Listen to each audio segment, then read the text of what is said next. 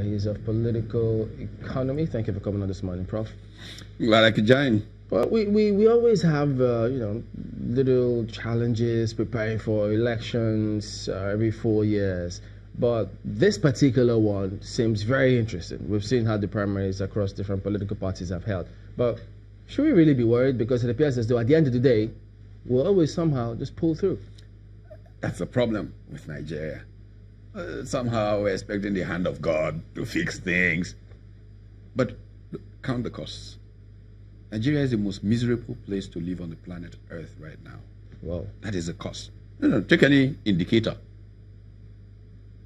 Is it, take any SDGs, take any of them.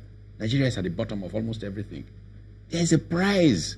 But somehow we joke about everything. Oh, we survived, we're carrying on. We're not surviving.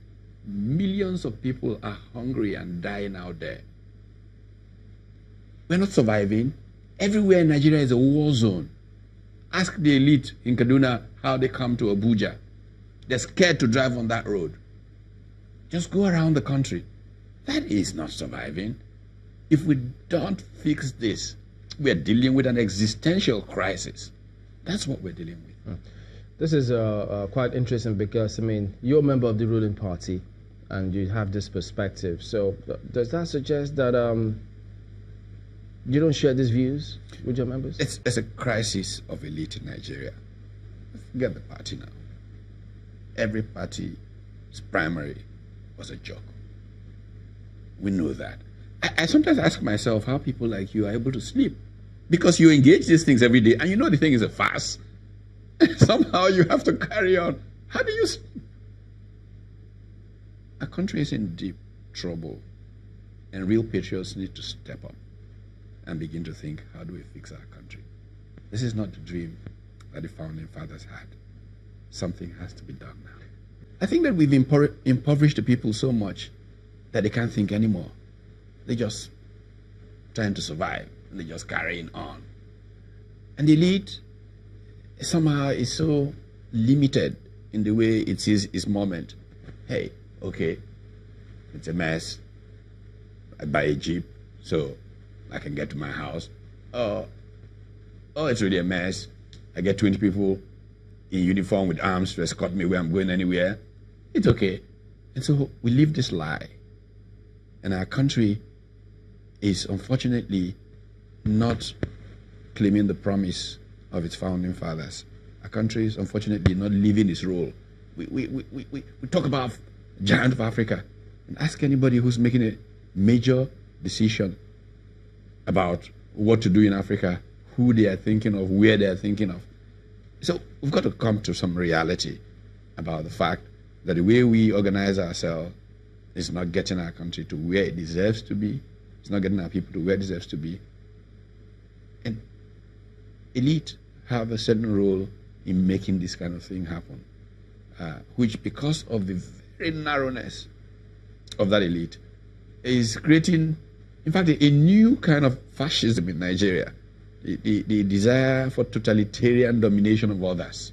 And you see it in these primaries, and it's me, myself and I, me, my wife, my son-in-law, and public service is about sacrificial giving of yourself for the common good of all.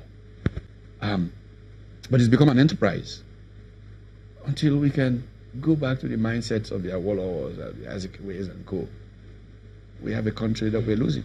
But how can we get back there? Because what you're describing now looks like it was a build-up from what was from the 60s, yeah, and from the first election and all of that. So how do we get back to that point where to the place of real service? Let me tell you a story. It's a long story, terrible thing. In 1993, I was in the advanced management program at INSEAD in Fontainebleau in France. It's a class. I was the only person with the skin color. You can imagine that professor didn't realize I was Nigerian. So he was giving an example of, it was about global finance. He was looking at exchange rates and all of that, and how when he placed Africa on the graph, everybody began to laugh because Nigeria just went off the graph, and everybody said, oh yeah, Nigeria, you're amused. that is a very funny country, you know.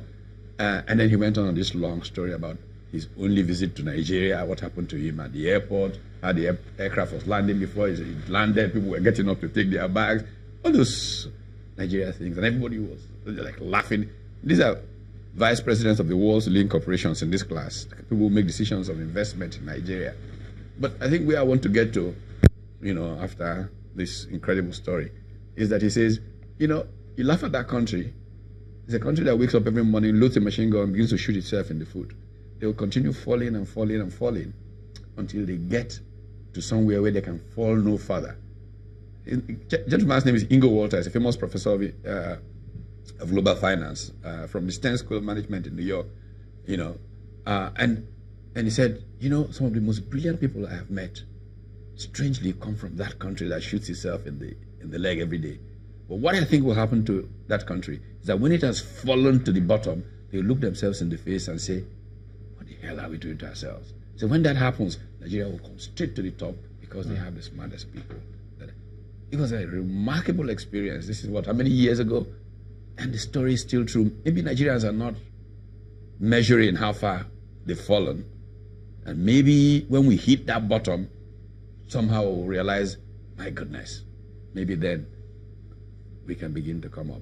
But people need to catalyze that process. That's why there is a thing called leadership. People need to lead this awakening. Because it is not possible that what happened in our country in the last couple of weeks can happen in civilized society. Which one exactly? The primaries generally. Oh. I mean, it was a farce in every political party. Let's not kid ourselves. But why would they have this mindset? And as many people say everywhere I go is, what we need is to press a reset button. We need to start again. You were in the midst of this primaries. Permit me to go down that. We read the story, but I think we better hear from you directly. Hear it from you. Institutions are at the heart of how we make progress. Values are very important for how any nation gets to where it's. Institutions are weak. Our values are in collapse. How can you make progress as a society? It's not possible. But who built?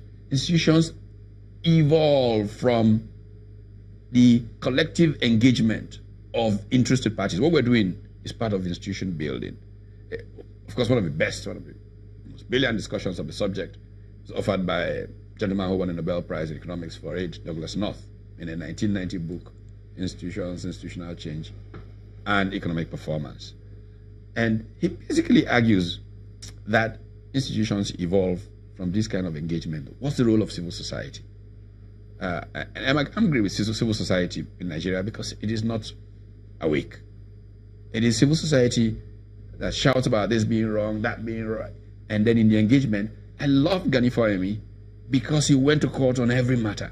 And part of what that does, it begins to lead to judicial decisions which ultimately are the boundaries. And that's what institutions are, the boundaries to conduct. Institutions are not INEC. It's those agreements on what you shouldn't go outside of to get things done. And that's why people conduct themselves properly in certain environments and fail to conduct themselves well in others because they know that there is consequence for this kind of act. When I went through what happened in Delta, my interest was not in, who gets nominated now. My interest was in prosecuting those who did that. If people go to jail for doing that kind of thing, then it's not done next time. Then you have an institution. And I'm saying, because Nigerian institutions are weak, we should probably internationalize our problem. Look, we talk about genocide and about the International Criminal Court. I was one of those who canvassed for an International Criminal Court. They said it would not happen. I remember a meeting with the editorial board of the Christian Science Monitor in Boston in January of 1997. I was canvassing an International Criminal Court because I thought that many African institutions were too weak. The judicial systems were too weak to protect the dignity of African peoples. And so if there was a supranational institution, they said to me it won't work. Less than 3 years later, the Treaty of Rome passed, and we have an International Criminal Court. I would like to see a system that picks up the people who made this mess and tries them in The Hague. Then you can protect the Nigerian people. Yeah, but Prof, this experience of yours question the reason why you wanted to get involved in the first place? You see, that is precisely the point. You know what? I'm actually writing a book titled Why Not? Right now. Because that is why it never grows. Most of my friends say, why do it? Why do it? It means we're accepting, let the mess go on. I think it was important to build a system that I engaged and I got the result I wanted. I got proof positive in my palm that the system is not working. When the system doesn't work, there's a detraction for legitimacy for what emerges. When governments are perceived as not being legitimate, they're unable to implement policy. That's why we're not going as far as we could go. That's why people think that public office is where they just go and steal as much as they can and not to actually build, things for posterity, advance the common good of all. And so it was the best decision I ever made to engage in this. And I can then bring attention of the global community to what's wrong in Nigeria, and we can begin to rebuild Nigeria.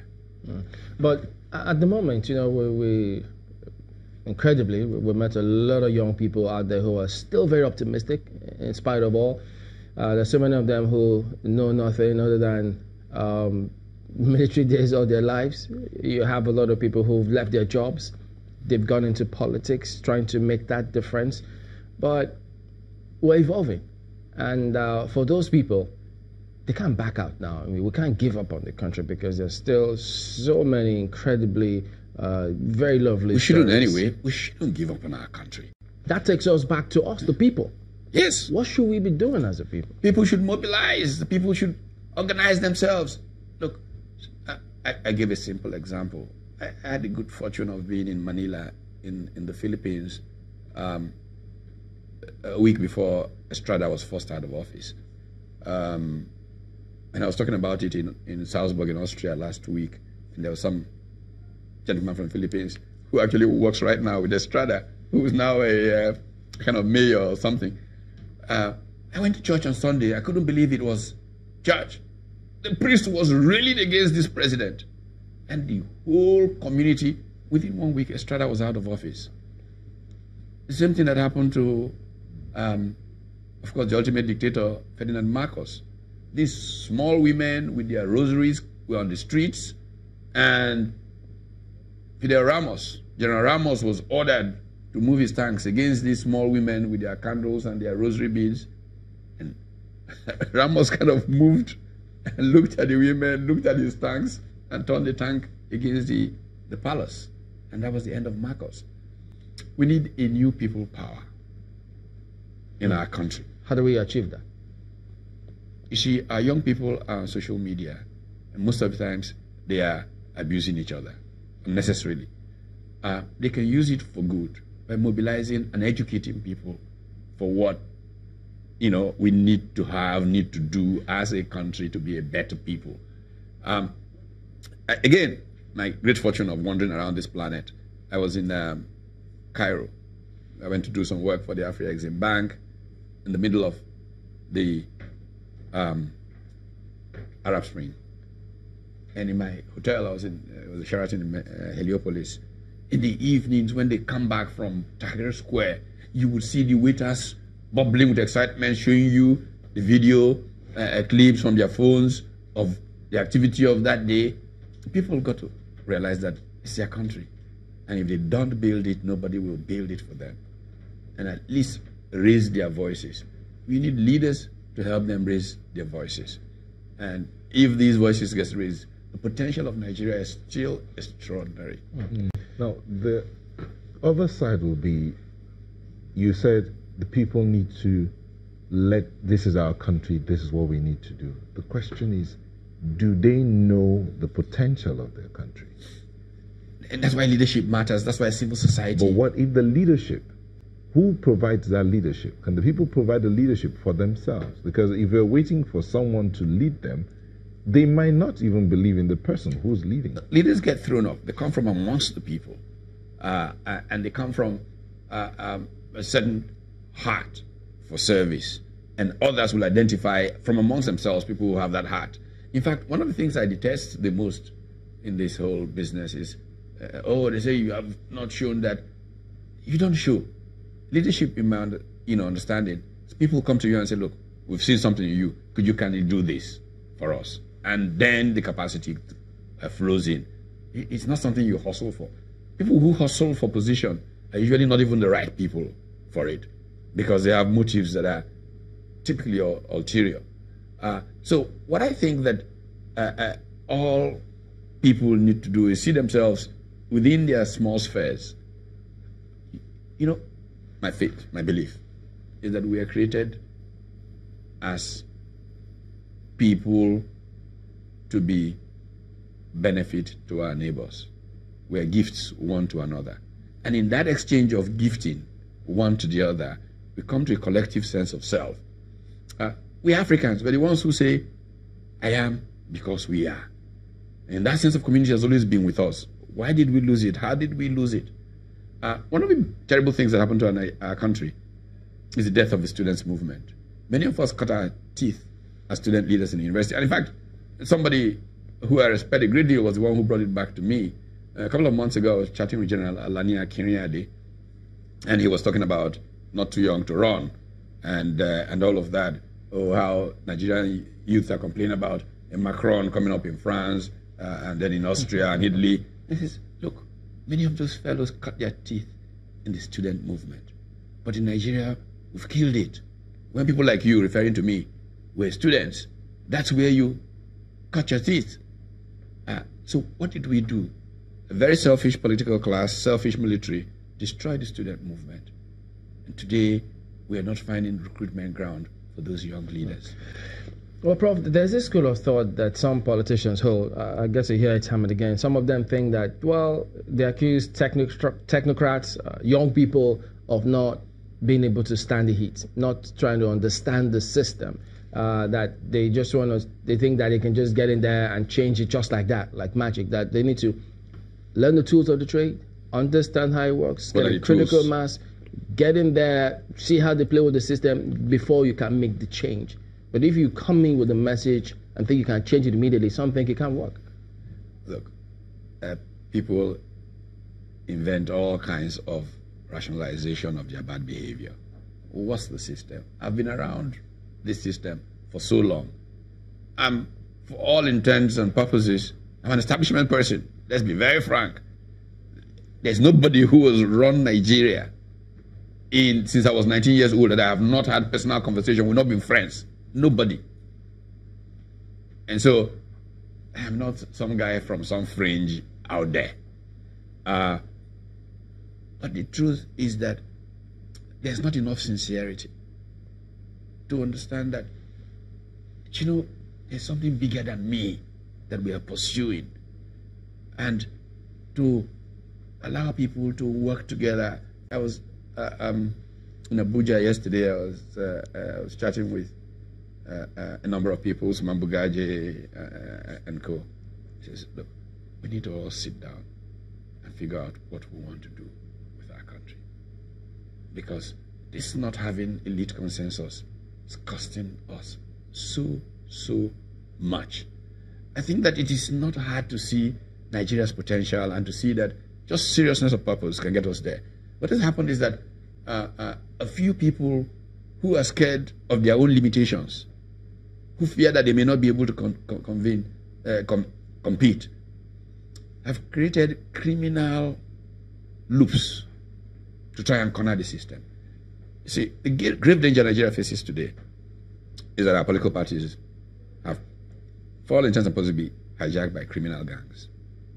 Whether they are cult guys, whether they are real, umbrella type criminals, or whether they are the new fascists who just want to dominate others, they've taken control of the political parties.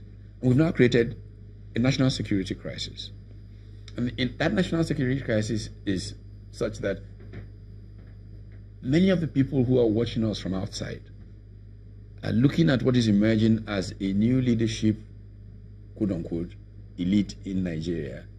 And they say Nigeria could shortly be formally classified as a rogue state because those who run it are going to be significantly criminals. Do we want to live in such a country? And so the sooner we begin to get together to discuss things, to say this cannot go on, the sooner we can get to where Ingo Walter talked about, that bottom, where Nigerians say, enough, and it can start coming back up.